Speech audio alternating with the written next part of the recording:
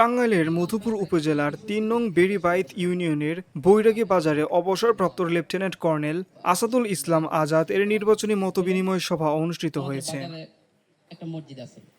শুক্রবার ২৫ জুলাই বিকাল ৫টায় ৩ নং বেড়িবাইত ইউনিয়নের বৈরাগী বাজারে সর্বস্তরের জনসাধারণের সাথে মতবিনিময় সভা করেন টাঙ্গাইল ১ মধুপুর ধানবাড়ি আসনের বিএনপির মনোনয়ন প্রত্যাশী অবসরপ্রাপ্ত লেফটেন্যান্ট কর্নেল আসাদুল ইসলাম আজাদ। জিয়ারত করতে পারে, কিন্তু কবরের কাছে যাওয়া, একটু দাঁড়ানো, একটু দেখা, এটা আমার দায়িত্ব মনে হচ্ছে। এটা হলো একটা পার্ট। এখন আপনারা যারা বিএনপি করেন আমাকে কিভাবে নেবেন আই ডোন্ট নো, কিন্তু নিজের বন্ধুত্বকে অস্বীকার করা মানে নিজের মনুষ্যত্বকে। ৬ নং মির্জাবাড়ি ইউনিয়নের সাধারণ সম্পাদক মোহাম্মদ শামসুর রহমান মাসুদের সঞ্চালনায় আজাদ স্পোর্টিং ক্লাবের প্রতিষ্ঠাতা অবসরপ্রাপ্ত লেফটেন্যান্ট কর্নেল আসাদুল ইসলাম আজাদ বলেন, আপনাদের উপস্থিতি দেখে আমার বুকটা ভরে গিয়েছে। আপনারা যদি আমার পাশে থাকেন এবং সামনের দিকে এগিয়ে যেতে উৎসাহ প্রদান করেন, তাহলে আমি মধুপুর ধনবাড়ি আসন থেকে বিএনপির প্রার্থী হিসেবে আগামী জাতীয় সংসদ নির্বাচনে অংশগ্রহণ করতে চাই।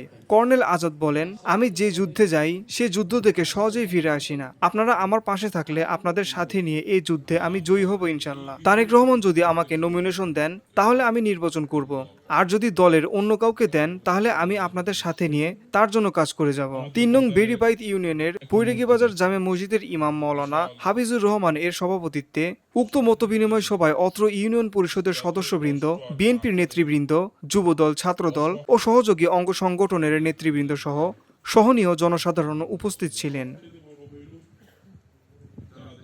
VOD Bangla news desk.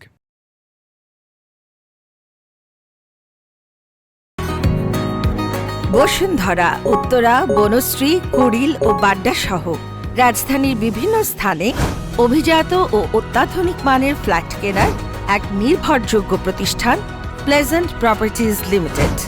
তাই আপনার স্বপ্নের আবাসনের জন্য আজই যোগাযোগ করুন।